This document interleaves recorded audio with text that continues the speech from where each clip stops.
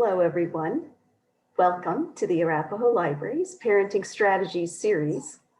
I'm Betsy Brainerd, Family Place Coordinator for the Arapahoe Libraries, and I am joined by some of my colleagues on the Child and Family Library Services team, Molly Lancaster, Mary Kuhner, and Lauren Graham, and we are all early literacy librarians. Within the Arapahoe Library District, we have 5 Family Place libraries, including the new Kelver Library in Byers. Family Place libraries offer a broad range of support to families, young children, and in normal times, one of the main ways we do that is through our parent-child workshops. During COVID, however, we have been bringing early childhood experts to you virtually every month. We survey our patrons periodically, and one topic that has been requested more than once was how to parent with a partner. So this afternoon, we are thrilled to welcome 2 talented women from AllHealth Network who are going to help us with this difficult issue. Jennifer Morris is a licensed professional counselor and a school-based mental health specialist for AllHealth Network, providing training, consultation, and crisis response services to all 5 local school districts in Arapahoe and Douglas counties. She has worked in the community health field for over 20 years. Annie Deutschman is a licensed clinical social worker and an early childhood mental health consultant for AllHealth Network, serving licensed early learning centers in Arapahoe and Douglas counties. This program allows mental health professionals to go into early learning centers to work alongside teachers, directors, and parents to address classroom needs and challenging behaviors. Before I turn the program over to Jennifer and Annie, I want to say that although we will have time for questions at the end, you are welcome to put your questions into the Q&A box at any time. And Jennifer and Annie will try to answer as we go along. If you have technical questions, please use the chat box for that, and one of the librarians will help you out. And now, thanks so much for being here. And over to you, Jennifer and Annie. Awesome. Thank you. Annie's going to start. I'm going to mute.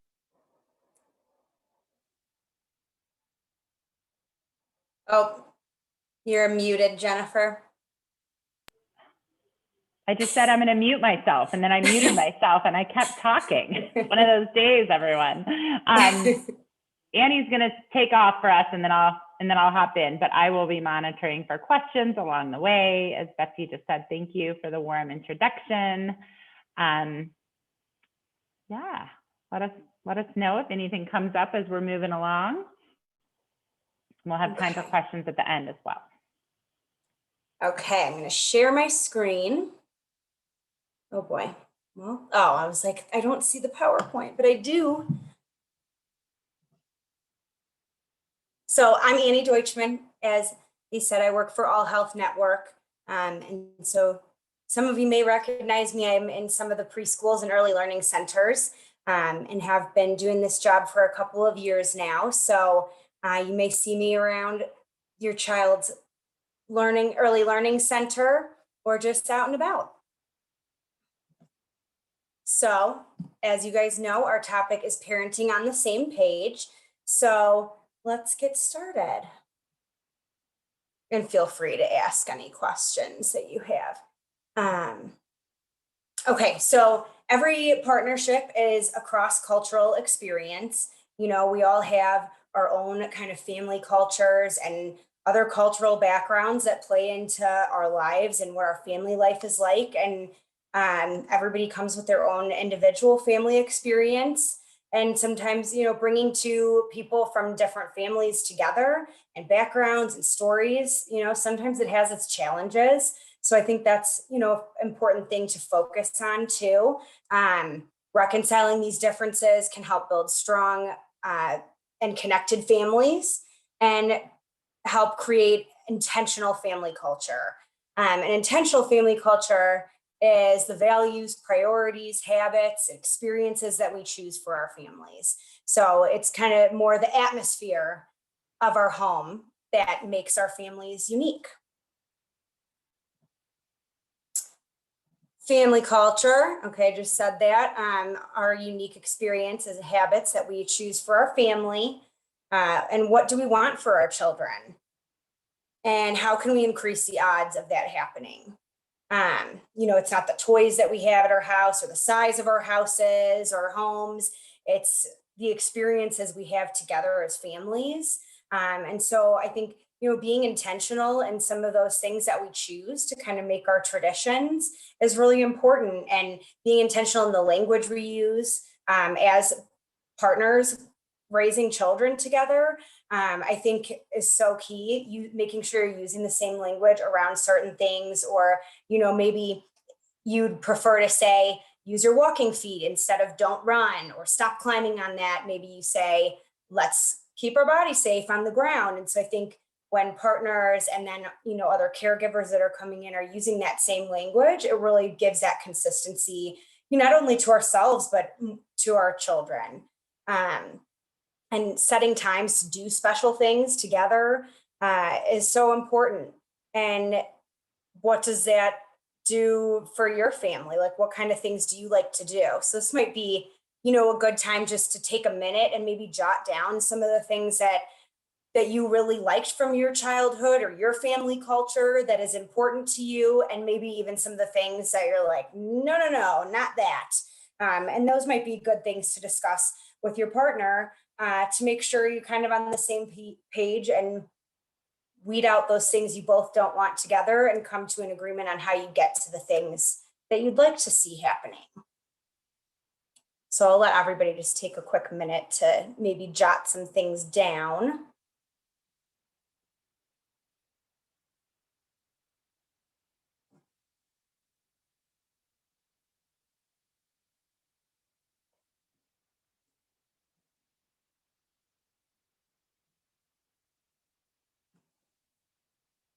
Okay, and I'd encourage that would be something good to discuss with your partner later to these things, and or take more time to kind of think on what is important for you and your family. And then this is where we're going to show a quick video just on creating your own family traditions. And then let's see, I think I can. 1 second. I think somebody was going to show that for you. Oh yeah, that's true. That's If true. you just want to stop your share real quick. Okay.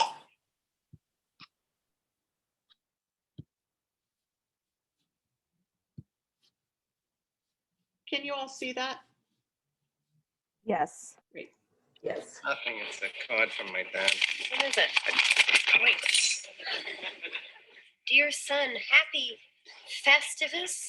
What is Festivus? It's nothing. When George was growing up, his father hated all the commercial and religious aspects of Christmas, Yeah. so he made up his own holiday. Oh, and another piece of the puzzle falls into place. All right.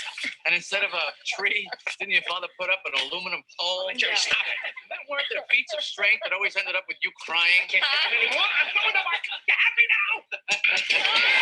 I got your message. I haven't celebrated Festivus in years. What is your interest? Just tell me everything. Many Christmases ago, I went to buy a doll for my son. I reached for the last one they had, but so did another man.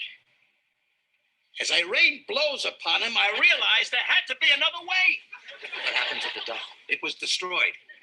But out of that, a new holiday was born. A Festivus for the rest of us. That must have been some kind of doll. She was.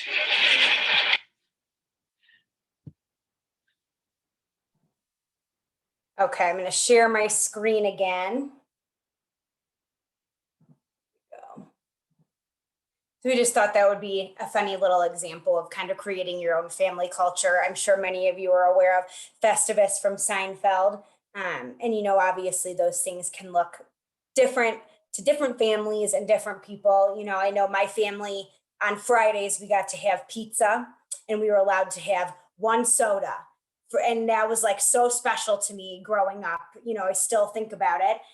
So, and maybe you have Wacky Wednesday and you all watch crazy movie or just, kind of fun things like that that you can make special to your family.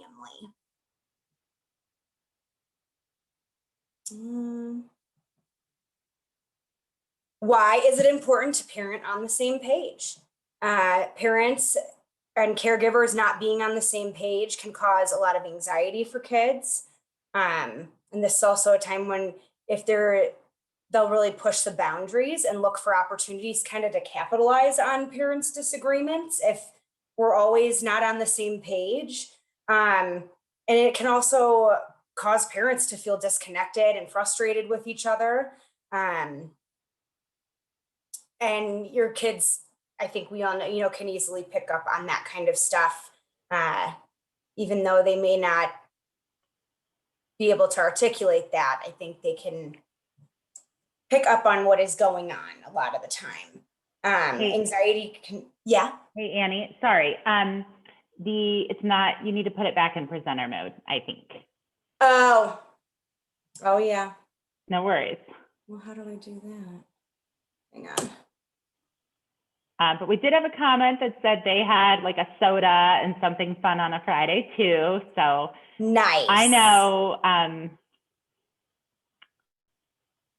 you're almost there, but I think it's fun to think back about what traditions, were fun in your family. And, because culture doesn't have to mean like your religious preference if you have one. I see pancake Saturdays are a good one, movie nights. Love that. Any funny traditions can be a part of that family's culture. So it's pretty fun. Can you see it better now? Yep, all good. Okay. Thanks. Let me just go through them.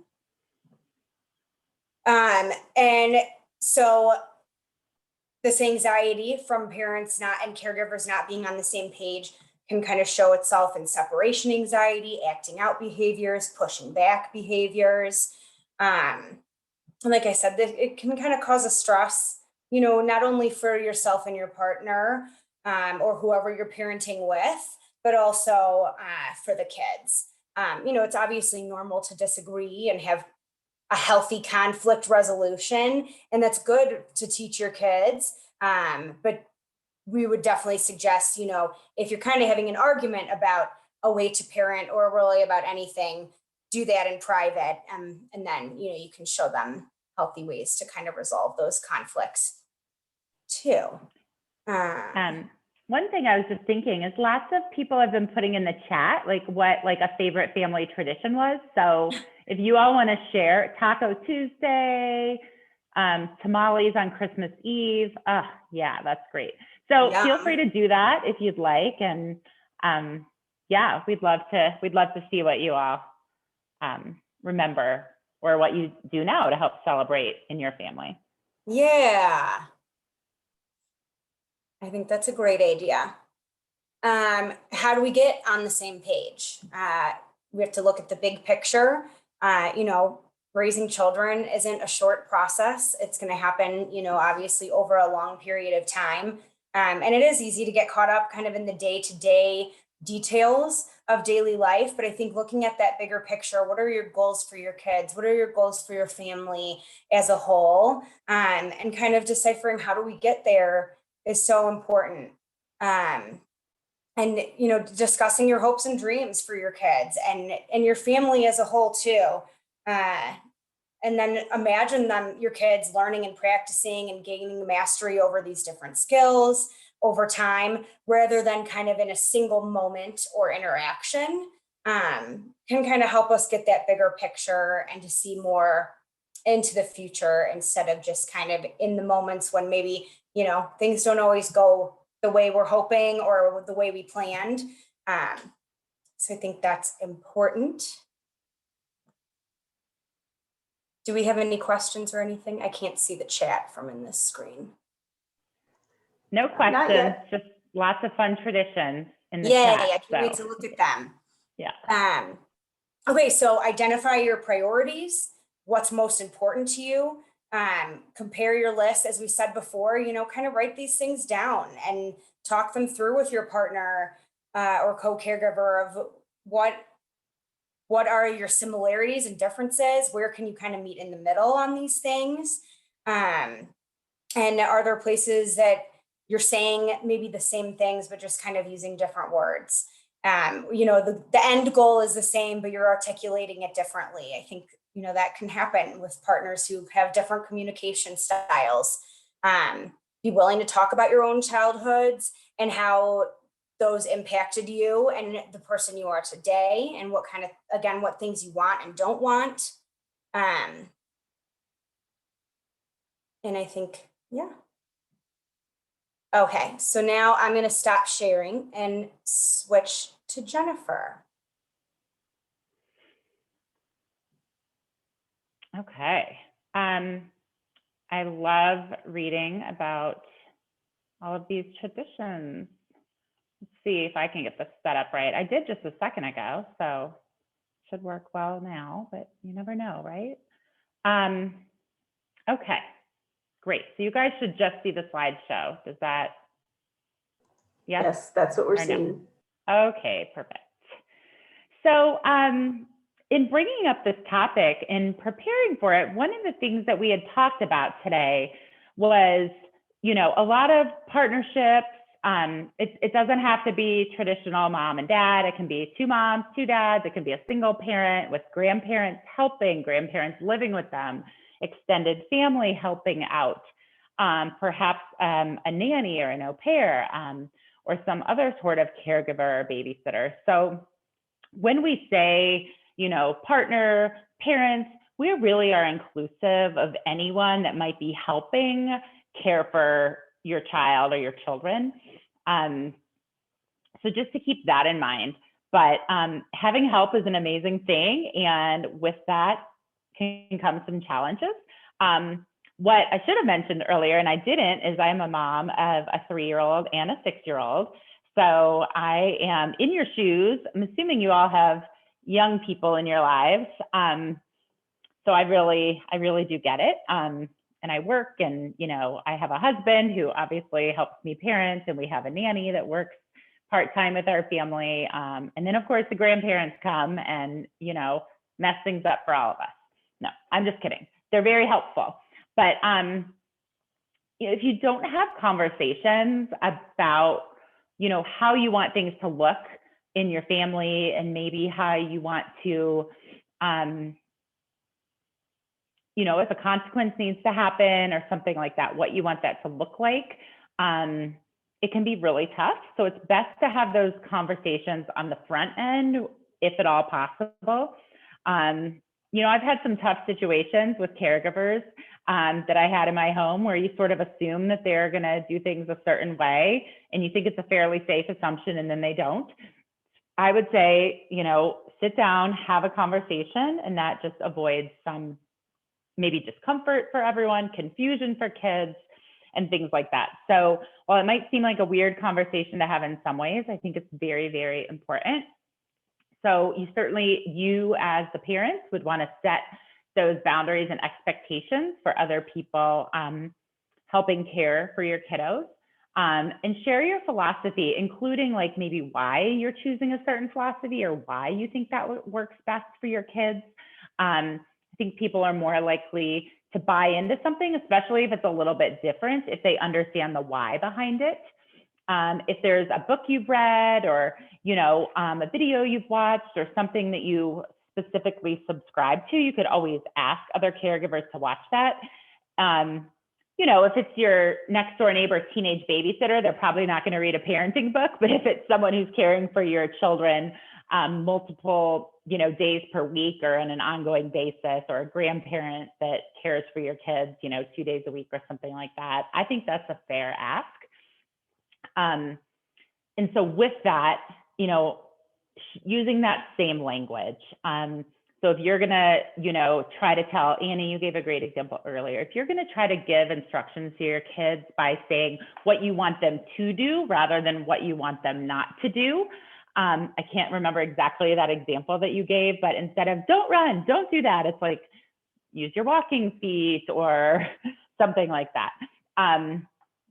It takes a little practice sometimes to change your philosophy or to change the language, but I think you'll have more buy-in if you are communicating the why behind that as well. So again, just best to have an open dialogue. And then of course, you modeling those techniques can be really, really important. So that would be, including all caregivers in that person's life. I think the tricky part is, I know I've personally been in a situation where my mom's here, someone in my life is helping with my kids, and, you get well, when I was a kid, we didn't do it like that, and that worked fine for me, and I don't know why kids these days, hopefully you're not getting too much of that, but I've certainly heard those things before, and that's when that education, I think, can be incredibly helpful. One other thing that I wanted to mention, and sometimes if kids go back and forth between different living arrangements, maybe the parents are divorced or separated, and they're spending some time at one's house and some time at another's house, that one can be even trickier at times. But I still think it's possible to try to have that dialogue, to try to come up with a shared philosophy that everyone agrees upon. That's not without challenges. That can be a little trickier, but I do think it's best to try to have some similarity there, because kids will get confused ultimately, if it's a different set of rules between two different households. And sometimes there's only so much you can do about that, but you can at least try to have that conversation as well. I think one of the other things that gets tricky is if you have help, especially, family, and they're helping you for free, right? You're not paying them. Sometimes they're just going to want to do it their way. Again, those are just really important conversations, I think, to have, to try to get on the same page, really, truly in the best interest of the kids. And yeah. And Jennifer, we had one question. Okay. I see it lighting up down there. Yeah, it's, oh, I didn't see somebody commented. The original was, I've read a lot of parenting books that my partner hasn't. I encourage him to read some of the books, yet he's usually too tired from work. They've done safe care without the partner. And Amanda's wondering, any ideas on how I can get him on the same page? And yeah, somebody replied back and said, I've had a similar issue. We also use safe care and child find, and I was the parent there when the specialists were at the home. I'm interested to hear what our experts have to say. I guess, my one thought would be maybe if there are kind of your takeaways from those books or strategies that you've been reading on, that maybe you can kind of narrow down and say, these are the things that really stood out to me that I want to try. And maybe I can give you more information on why they work, or, kind of why it is that you'd like to try those things. That way you can kind of get that information to them, but maybe they don't have to, read an entire book at the end of a long day. So that might be something they might be receptive to, of kind of just hearing your takeaways on it, but a little less pressure of reading a whole book. Yeah, thank you, Annie. Those are kind of the $1 million questions, I think. We are going to talk about that in just a minute, actually, and something similar, but I love what Annie had to say. If you can, it does create a little bit more work for you, but if you can create sort of a Cliff Notes version or just highlight some of the takeaways, like maybe they'd be willing to sit down for an hour one night, maybe make it kind of like a special fun thing, make some popcorn, I don't know, sit down together and just, kind of share some of your key takeaways. One thing that Annie and I talk about sometimes is when you have a lot of experience or expertise, for example, my husband is a fantastic dad, but he doesn't have all the background in child psychology and the, 20 plus years of working with kids and all of those things. It can be tough sometimes. I think you just need to find the best way to communicate that without seeming like I'm the expert and you don't know anything. Obviously I wouldn't say that, but I think that's also hard if maybe, the two of you that had the questions are the ones that are maybe doing more of the parenting. You know, maybe your partner's away at work during the day and you're the one home parenting the kids. So it's natural for you to be, you know, maybe just more in tune with what's working and what isn't working and all of that. So yeah, I mean, I like the Cliff Notes version. We'll talk about some resources in just a minute. And so I'll get back to that. And then once we're finished with the official slideshow and presentation, we're happy to have more of a dialogue about that as well. Because I bet maybe we have some good suggestions from the group as well. It's like, even though we have a lot of training in this area, I mean, you all are parents and you're doing this every day too. And I bet you have a lot of expertise as well.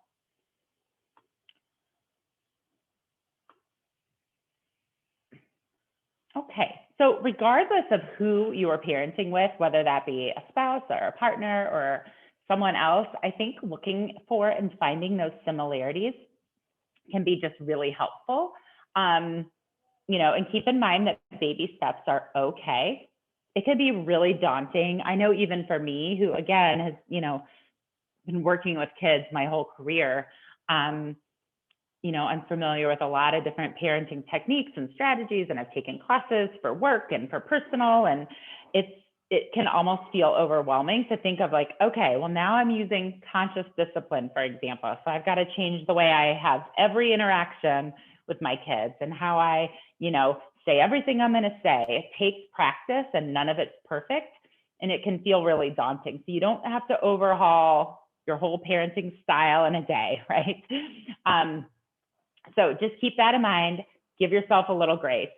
Also, just want to state the obvious that it's been a really long year for all of us, right?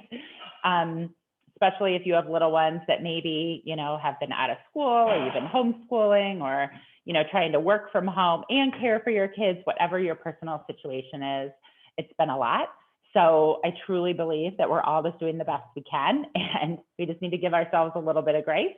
And it's also okay to model for our kids that we're not always going to do everything right. It's okay to say, I'm sorry, mommy should have handled that a little bit differently, or something like that. That's really good modeling. So another tip with just starting with the similarities, or just, if there's one thing you can agree on, you can start there. It doesn't have to be something big. Hopefully, you're not on two separate ends of the spectrum completely, but then working towards that middle ground is really going to be best for your kiddos. And I think it's always going to take just a little bit of compromise. I don't think I've ever met, parents that completely agree on everything, even if it's like, can I have candy after dinner? Can I have dessert? Can I do this? Can I do that? Well, you haven't finished your dinner. Mom says it's okay, dad doesn't. It could be something really small, but those things add up after a long, and kids, you all know this, right?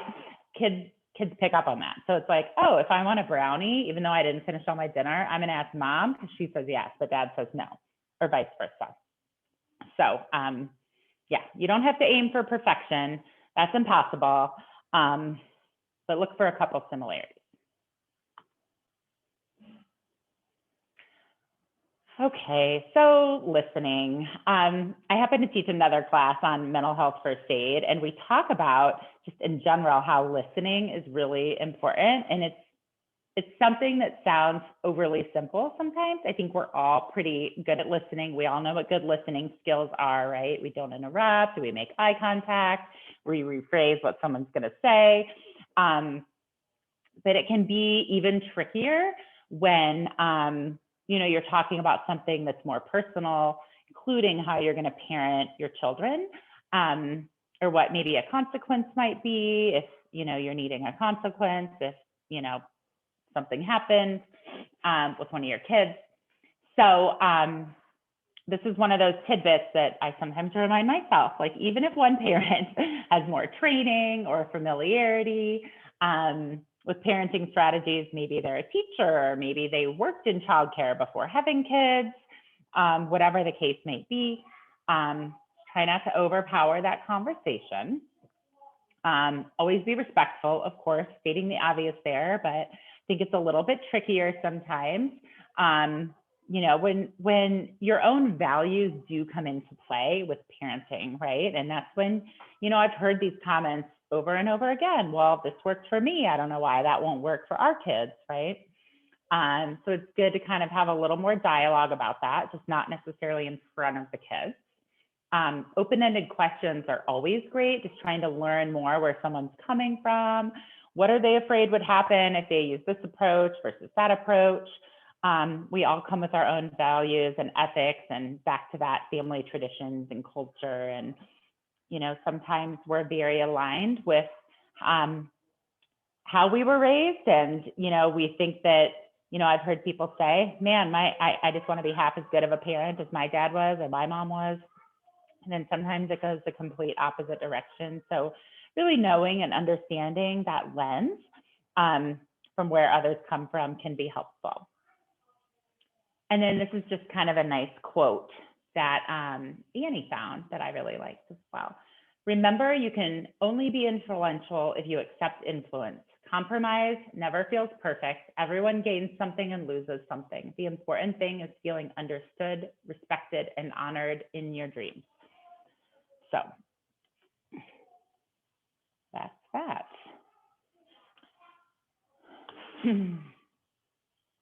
I see something coming up in the chat. Is there a question you want me to take now or keep going? Lauren said that she really likes that quote, and I do too. I want to have it printed and put it up somewhere. I know. It's like a good little mantra, right? Yeah, keep good in your reminder. back pocket. Put on a sticky note or something. Thank you.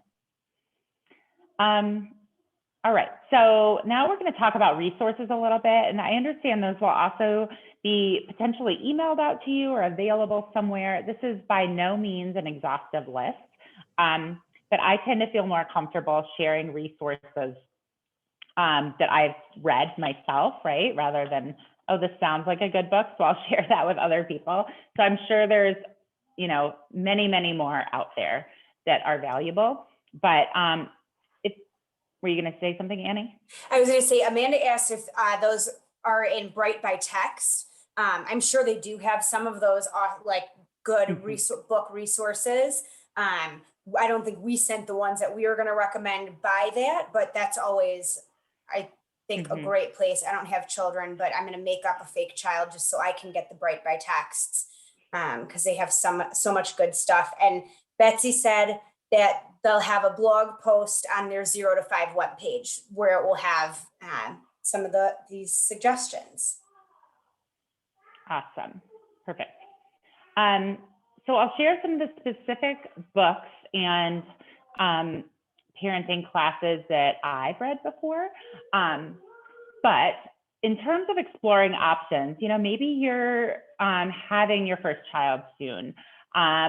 Or you have a new partner that's going to be, you know, coming into your child's life, whatever the case might be, it might be good to explore some options and really see what resonates, because there's a million things out there and they're not always going to feel right for you. I know there was a parenting curriculum that's quite popular, and an agency that I used to work for offered that. And it, you know, it didn't completely resonate with me, even though I'm not going to say what it is, just to not badmouth any other parenting courses out there, but it didn't completely resonate with me. You know, and some things were great, some things weren't. And it's like, you know, not 100%. So I will recommend some in a minute here, but you know, it's not a bad idea to explore some of these things together. So you can read up on different strategies and see how they, you know, kind of align with your values. If you can get your partner or someone to read that with you, that's great. If not, you know, maybe just give them the Cliff Notes version if possible, or have a conversation about that. What could be hard is maybe one parent doesn't completely agree with that. I mean, we definitely recommend looking for the middle ground if possible, or I think that can cause some of that anxiety for kids. You know, if different parents or different caregivers have really different philosophies. And just know that the first one might not be the best one. You know, there's certainly books that I read that I thought were great, and then I read another one and I'm like, oh, that resonates a little more. I like that better. And what I will say is kids are also very different. What might work really well for one child might not be the best fit for another kiddo. You know, I happen to have a really, really strong-willed, smart 6-year-old, and he's sensitive at the same time. But gosh, I find myself sometimes, you know, using different strategies than I might for my other child because, you know, he sort of needs something different. So the first solution might not be the best, or it might not be the best one for your child. And then, you know, just be flexible, be open-minded and be flexible. And again, it's never going to be perfect, right? But coming to some alignment and agreement is great. Even if you can come to the conclusion that, you know, I'm going to try this. For example, my husband and I did do a conscious discipline parenting class together. It was over Zoom. It was offered through my son's preschool, and I'd had a little training in that before. I really, really love that program. I truly think it's a good one. It's called Conscious Discipline. So man, it's hard to make all those shifts. Annie gave a thumbs up. It's hard to make all those shifts at once, and you're never going to do it right. But my partner and I kind of agreed that, you know, we're going to try this. We're going to try this strategy for this week. And, you know, we can call each other out on it, right? Not necessarily in a critical way or in front of our kids, but, you know, when you're just to bring awareness to it, because it takes practice to really adopt a new technique. Some of the other books that I really like are The Whole Brain Child. And some of these aren't exactly parenting books, but do help you kind of understand, and they all have parenting tips and advice. No Drama Discipline, Raising Your Spirited Child, because I have a spirited child, so that one's helpful. Conscious Parents, and Raising Good Humans. That's just a short list, not exhaustive list. But I imagine some of those you can get from your library.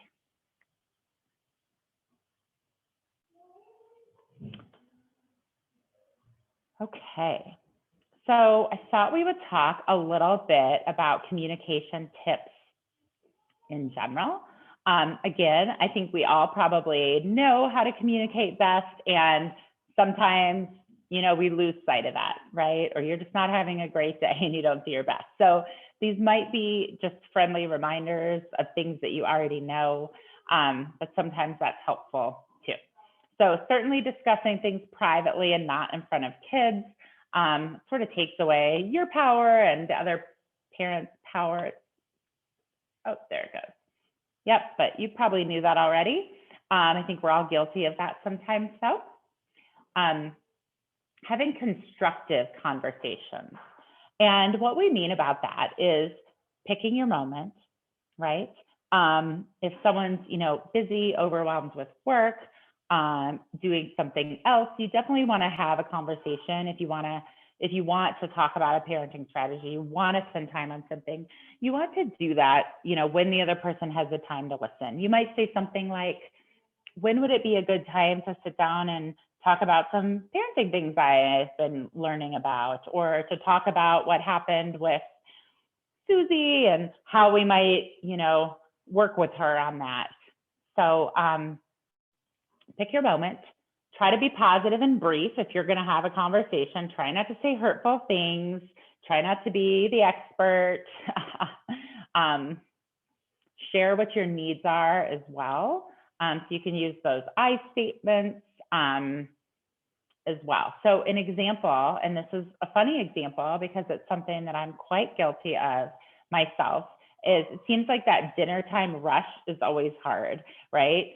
Somebody's making dinner, maybe someone's working. It's like the advantages and disadvantages of working from home is it's hard to kind of turn off the work and move back into the parenting or the making dinner or the bedtime routine or whatever is next for your family.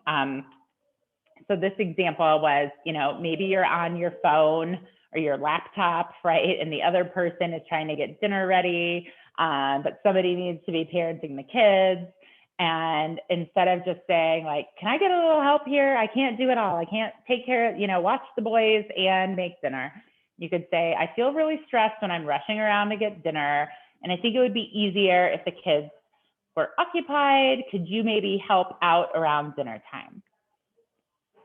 We've literally had that conversation in my house, so I'm sure that resonates with at least a few of you. It's the way you say things, right, can make a big difference. And the timing of when you say things can make a big difference. In the moment, usually there's a little more emotion behind it versus, maybe talking about it after the kids are in bed. Like, hey, can we try something different tomorrow night? Around that time when we're making dinner.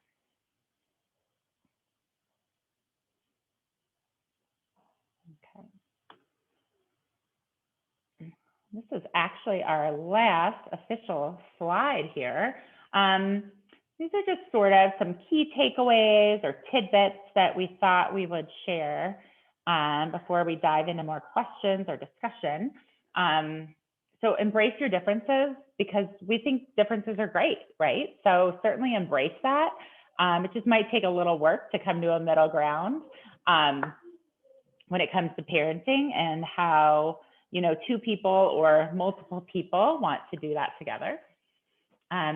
Just know that some of those differences might be, maybe somebody is very creative and a magical storyteller. My husband is like very, very good at that.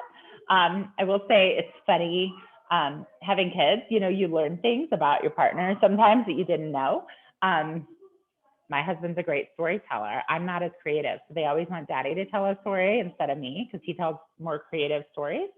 And he's also really good at art, which is interesting. I had no idea he could draw the way he draws until we had kids and started to do that. And then maybe one parent is good at roughhousing. I mean, there's a time and a place for that, for example, and it's okay that different parents have different strengths. Kids need that. So that can be okay. Yeah, and I like this fourth box here. You don't have to do things exactly the same to be an effective co-parenting pair. I mean, again, that's sort of about embracing those differences. We all have our own strengths. We all have our own weaknesses. And that is A-okay, as long as some of those core values are aligned, you're using some of the similar language, things like that. We have to have, some wiggle room there. And then just creating the space for everyone to do what they do best is also really important. I mean, sometimes, my kids want to do something really messy, right? And maybe you're just not in the mood to be messy, but that's something that they do. Sometimes we just need to let people do what they do best and just accept that, especially when it's all in the name of, having fun with kids and, compromises, things like that. So that is officially the end of our presentation. I did want to just take a moment to share a little bit about AllHealth Network in case you're interested in learning a little bit more about our organization and what we do. I've also got our emails listed up here. Sorry, it's kind of like a little run-on sentence there, but it's adeutschmann@allhealthnetwork.org. It's just one word, jmorris@allhealthnetwork.org. Reach out if we can be of any assistance. But in case you're not familiar with AllHealth Network, we are the community behavioral health center that is located throughout Arapahoe and Douglas County. So we have outpatient offices and a crisis center.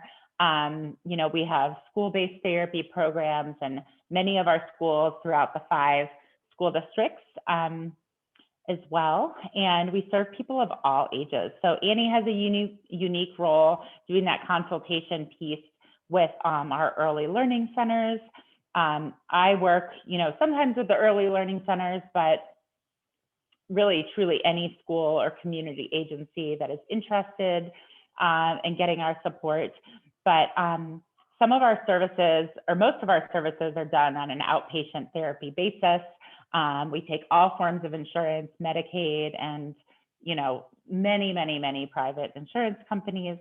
So we can share information if you feel like that might be useful in getting connected. We do family therapy, we can do couples therapy, we can work individually with kids, adults, we do play therapy, you name it. We have been open throughout COVID this whole time. However, most of our services have pivoted to a telehealth model.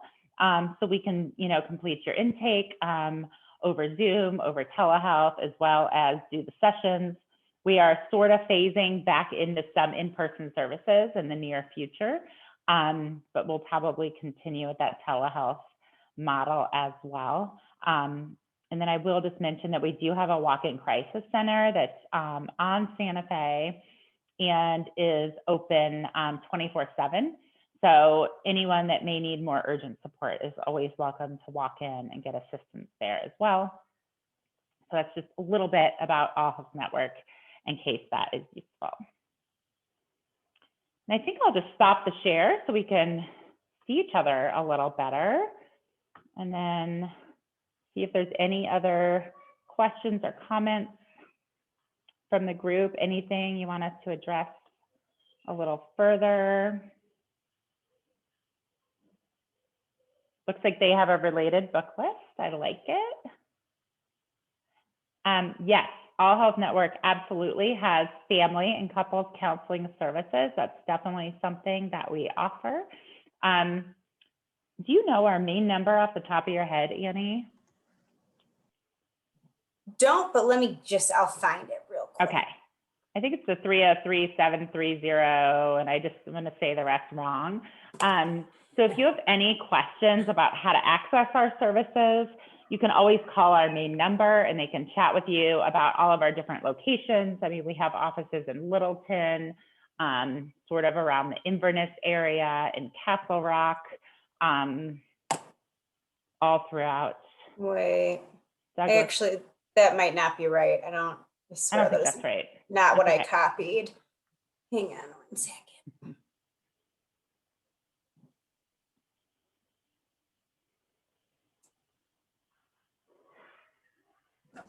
Oops. Oh.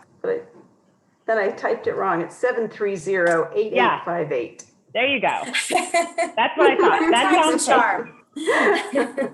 Third time's a charm. 303-730-8858, or you can Google it. Our website is fairly user-friendly as well. Okay, let's see. I'm reading the chat here. ST, does that stand for stepchild or just a child who's very intelligent, strong-willed? Yeah. How old is that kiddo? Misspelling, it's okay. Yeah. It's interesting. 4. Yeah. Those really smart kids, they can be tough sometimes. I think that you can probably hear my kids in the background, even though I have my headset in too, by the way. So my apologies. Yeah, maybe the Spirited Child book. I don't know if you've considered that. Might be helpful. And I think it's really extra important, if you can say that, to be on the same page with parenting strategies or, with the caregivers in your child's life, especially if they're smart enough to pick up on who will say yes to what, and if there's different rules and different settings, even, being on the same page with maybe, if the kiddo goes to preschool or daycare, anything like that as well. I think that would be really important to make sure that things are very consistent. I think consistency and routine is key. And it's funny, I mean, the word manipulative, I think, gets thrown out there a lot, especially for those really smart kids, right? And, I choose to maybe just reframe that a little bit, and that's how that kiddo has learned how to get their needs met, whether that's like a positive way to get their needs met or not. That's how they've adapted and kind of learned to do that, which can be really frustrating. But then just having them kind of unlearn that, so to speak. But I get it, Amanda. I mean, that drives me nuts. I have a kid that said some things to me sometimes where, I mean, my own child, that is, where it's like, the only thing that's going to make me happy is if you do this, or I'm not going to stop crying until you do X, Y, or Z. And it's like, wait a minute, buddy. It doesn't work like that. But sometimes it's so hard because it's just easier to give in. So I hear you on that. I don't know if you have any advice on that question. I don't even know if that was a question or more of just a comment. So feel free to let us know. I like what you said though, the reframe kind of on it, because it does feel very manipulative, I'm sure. But Totally. that's a good way to think of it though, is that that's how they're getting their needs met. But then I think, that is kind of the tricky part of, okay, how do we have them kind of unlearn that and switch to not doing that. Yeah.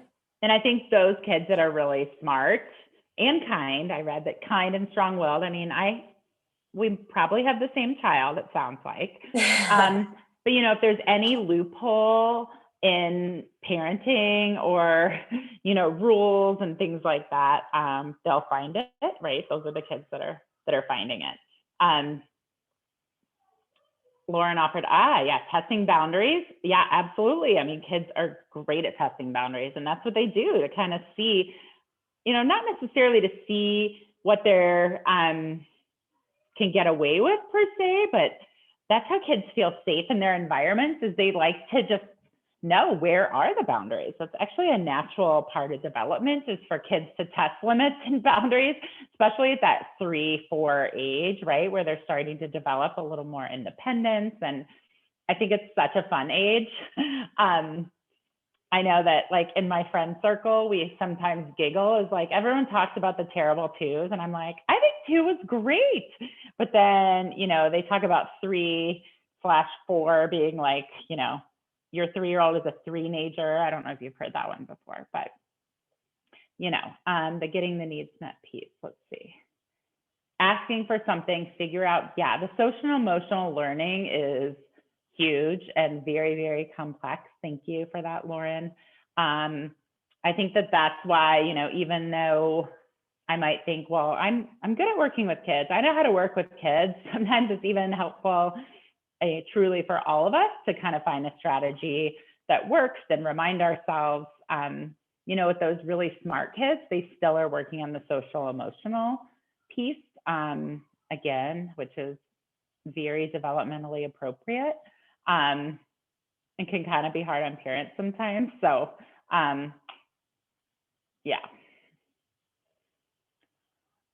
Oh, Betsy. Question. What if you just can't agree on an approach to discipline? Yeah, I mean, that's a really, really, really tricky one. I don't know if I have a magic answer to that. I mean,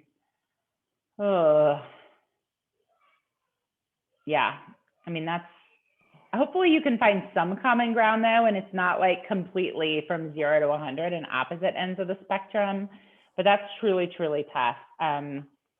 I mean, we do know that if one parent is like a very, pretty significant like disciplinarian in a way that's maybe a little unhealthy, and then one is overly permissive, I mean, that can actually be pretty disruptive for a child. That can be really, really tough. So, finding any middle ground. That's What do you hard. want to say something, Andy? Annie, go ahead. I was just going to say, I wish I had the magical answer for what to do in that scenario, but hopefully, like you said, there can at least be maybe some sort of common ground, or maybe if you really are just, like you said, maybe one is kind of more permissive, one is very like strict and disciplinarian, and maybe you each pick one thing that you just can't get behind, and maybe you each look at kind of the research behind those things. Maybe it's spanking, maybe it's this or that, but just to kind of say, okay, we'll both agree to look at this research, look at, what the experts say, and then kind of sometimes I think doing that we all have things that we did just because our parents did them, or that's the way we were raised. But sometimes to know, oh, that actually really is and does cause a negative effect, and here's why. That may be a kind of the turning point to at least get somewhere closer to the middle, just to have that knowledge behind it too. Yeah. And I think like just continuing the dialogue, like, why is that? Is it just because one person is refusing to compromise and wants to do things exactly this way? Or, you know, I don't know. And I think asking an expert sometimes can also be helpful if people are open to that. You know, I don't know if all pediatricians are open to this, but I know that our pediatrician is just truly, truly amazing, and has some great parenting recommendations. And sometimes maybe people would be more willing to listen to, you know, the pediatrician, who people often see maybe as an expert, versus just going along with maybe what their spouse or partner wants to do. Maybe if they hear it from someone else, that could be helpful. That's an idea, or a teacher, things like that.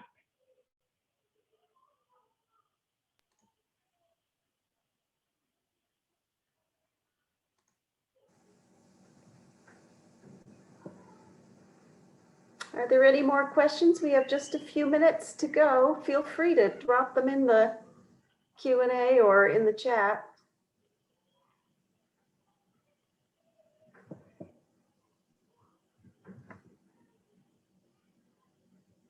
Oh, the I statements. Sure. So just in general with communication, you know, you'll put someone on the defense if you say, you made me feel that way when you did that. It can be very accusatory sounding. And if someone gets on the defense, I think that's just not a great way to start a conversation, where an I statement could be, you know, I feel hurt, you know, when you do X, rather than you made me feel, you know, angry. So you're really owning your own feelings. Or you could say, I noticed, you know, sometimes in mental health, if you're pointing out something, you know, of concern with someone, for example, I could say, you know, Annie, I noticed that you, you know, haven't been hanging out with us at lunch at work anymore. Is there something going on that's of concern to you? So, you know, those open-ended questions, stating things that you're noticing about someone, or talk about how you feel, just owning your own feelings without, you know, yeah, you need to, you should. Yeah, exactly. Those are great. We all get defensive with that, right? You're overly sensitive. Yeah. Great question.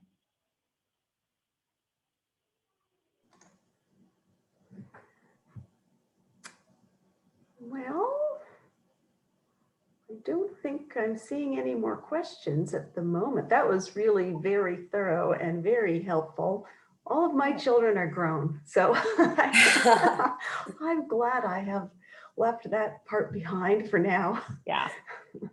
But I sympathize and empathize with the people who are really needing this information right now. So I thank you very much for sharing your expertise with us. You're so welcome. To the people who joined us, thank you very much for being with us today. We will, as we said, have a blog post up on our 0 to 5 page within a couple of days, giving a little overview, a link to the recording of this program, and a related book list. And next month, look for our parenting strategies, which will be about healthy eating for little ones. And we hope to see you then. Thanks everyone so much. Thank you.